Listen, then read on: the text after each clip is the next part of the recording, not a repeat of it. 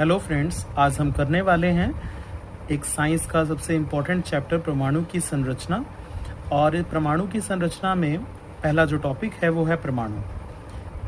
परमाणु है क्या, यानी जिसे एटम बोला जाता है वो है क्या? किसी तत्व के सूक्ष्मतम कण जो रासायनिक अभिक्रियाओं में बिना अपघटित हुए भाग लेते हैं परमाणु कहलाते हैं। यानी कोई भी एलिमेंट है उसका जो सबसे छोटे से छोटा कण होता है जो रासायनिक अभिक्रिया केमिकल रिएक्शंस में बिना अपघटित हुए डायरेक्ट पार्टिसिपेट करता है उसको हम एटम बोलते हैं, यानी परमाणु कहते हैं। और इससे कुछ इंपॉर्टेंट पॉइंट्स हैं उसको भी देख लेते हैं। परमाणु रासायनिक रूप से अभाज्य होते हैं, यानी ये विभाजित नहीं होते। अति सूक्ष्म आकार और भार बहुत कम, यानी इसका जो साइज है वो बहुत छोटा होता है और वेट इसका बहुत कम होता है।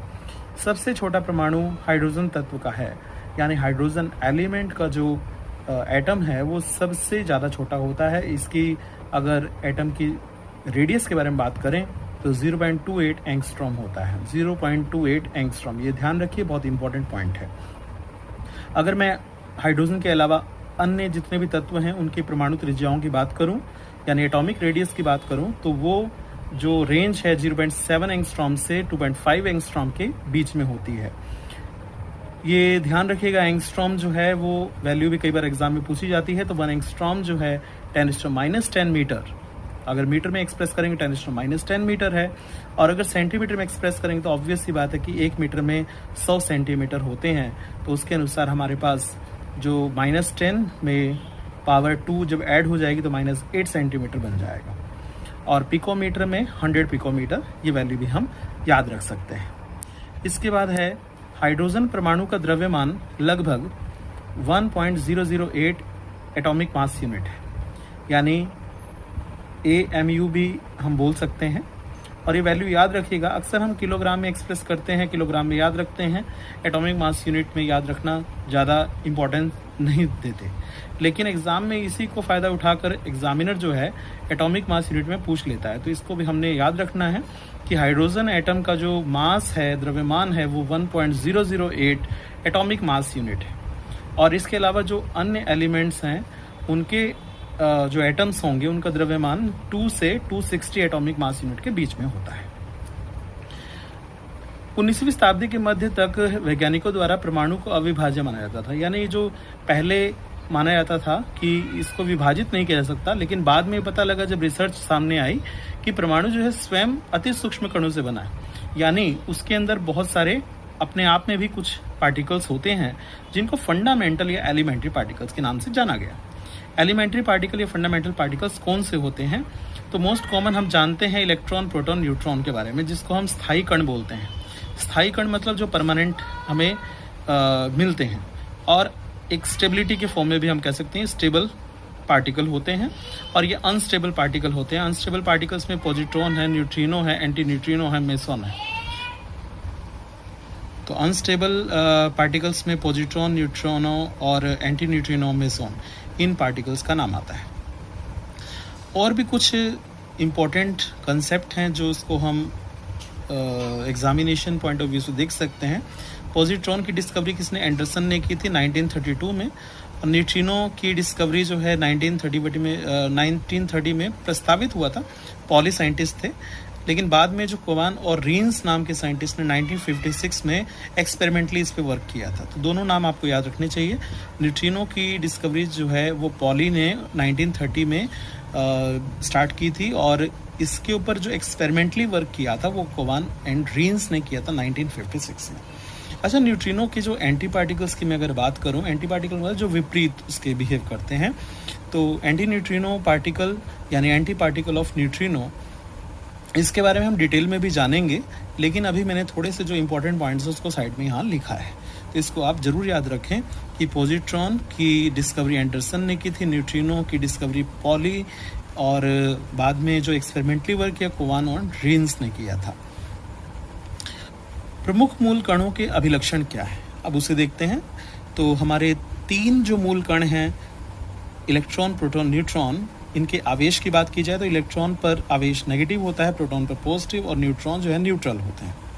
न्यूट्रल मतलब उदासीन, इस पर कोई आवेश नहीं होता। इलेक्ट्रॉन पर आवेश ऋणात्मक है, प्रोटॉन पर आवेश धनात्मक है। इलेक्ट्रॉन का आवेश ऋणात्मक तो है, लेकिन इसकी वैल्यू कितनी होती है तो वो भी हम याद रखेंगे, 1.6 इंटू 10⁻⁹ कूलॉम। प्रोटॉन की वैल्यू होती है आवेश की प्लस 1.6 इंटू 10⁻⁹ कूलॉम, और न्यूट्रॉन के 0 यानी न्यूट्रल, उदासीन। द्रव्यमान की बात की जाए तो इलेक्ट्रॉन का जो द्रव्यमान है वो 9.1 इंटू 10⁻31 किलोग्राम, प्रोटॉन का जो द्रव्यमान है 1.6726 इंटू 10⁻27 किलोग्राम है। न्यूट्रॉन का जो मास है 1.6749 इंटू 10⁻27 किलोग्राम है।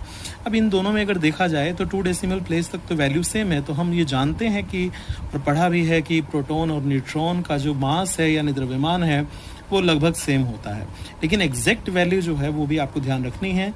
1.6726 इंटू 10⁻27 किलोग्राम प्रोटॉन का मास है, और न्यूट्रॉन का मास 1.6749 इंटू 10⁻27 किलोग्राम है। स्लाइटली जो है मास न्यूट्रॉन का ज़्यादा होता है एज कम्पेयर टू प्रोटॉन का, तो न्यूट्रॉन का मास थोड़ा सा ज़्यादा एज कम्पेयर टू प्रोटॉन के मास से। ये चीज़ आपको अच्छे से याद रखनी है। द्रव्यमान एटॉमिक मास यूनिट की बात की जाए तो AMU में इलेक्ट्रॉन का जो मास है वो 0.0005480, और प्रोटॉन का मास 1.007276, न्यूट्रॉन का मास 1.008665। इलेक्ट्रॉन का मास अगर मैं तीनों में देखूं तो सबसे कम होता है, इसीलिए आपको ये ध्यान रखना है कि इलेक्ट्रॉन का मास सबसे कम होता है। इनकी डिस्कवरी अगर देखी जाए तो इलेक्ट्रॉन की डिस्कवरी जे थॉमसन ने की थी, कब? 1897 में, यानी 1897 में। प्रोटॉन की डिस्कवरी रदरफोर्ड ने की थी 1919 में, और न्यूट्रॉन की डिस्कवरी चैडविक ने की थी 1932 में। तो ये सब डिस्कवरी भी हमें याद रखनी है, इस पर भी क्वेश्चन अक्सर बन जाता है। इसके बाद हाइड्रोजन परमाणु का द्रव्यमान यानी मास ऑफ हाइड्रोजन mh से डिनोट किया गया है। इसकी जो द्रव्यमान की वैल्यू होती है 1.00797 एटॉमिक मास यूनिट है, तो ये वैल्यू भी हमें याद रखनी है। बहुत सारे एग्जाम्स में ये क्वेश्चन भी आया हुआ है। इसके बाद यदि आपसे पूछा जाए कि हाइड्रोजन परमाणु के नाभिक का नाम प्रोटॉन किसने रखा, तो याद रखिएगा हाइड्रोजन परमाणु के नाभिक का नाम प्रोटॉन जो है रदरफोर्ड साइंटिस्ट ने रखा था। 1 AMU जिसकी अभी हमने जिक्र ऊपर भी किया, AMU मतलब एटॉमिक मास यूनिट, वो किसके बराबर होता है? 1/12 into mass of 1 atom of carbon, यानी जिसका एटॉमिक नंबर 6 और मास नंबर 12। तो इस कार्बन के एक एटम का जो मास है उसको यदि मैं 12 से डिवाइड कर दूं तो जो आएगा वो हमारे पास 1 एटॉमिक मास यूनिट के बराबर होता है। और किलोग्राम में इस वैल्यू को हम लिख सकते हैं 1.66054 इंटू 10⁻⁻27 किलोग्राम। ये वैल्यू याद रखिए, 1.66054 इंटू 10⁻⁻27 किलोग्राम। आज हमने इस टॉपिक को बड़े ध्यान से और इससे कंसर्न जितने भी पार्ट्स थे, जितने भी इंपॉर्टेंट कंसेप्ट थे, उसको सीखा। नेक्स्ट टॉपिक हमारा होगा cathode rays and discovery of electrons. तो जुड़े रहिएगा, कल हम इस टॉपिक को करने वाले हैं, cathode rays and discovery of electrons. यदि आपको मेरी वीडियो अच्छी लगी हो तो लाइक, सब्सक्राइब और शेयर करना ना भूलें। Thank you friends.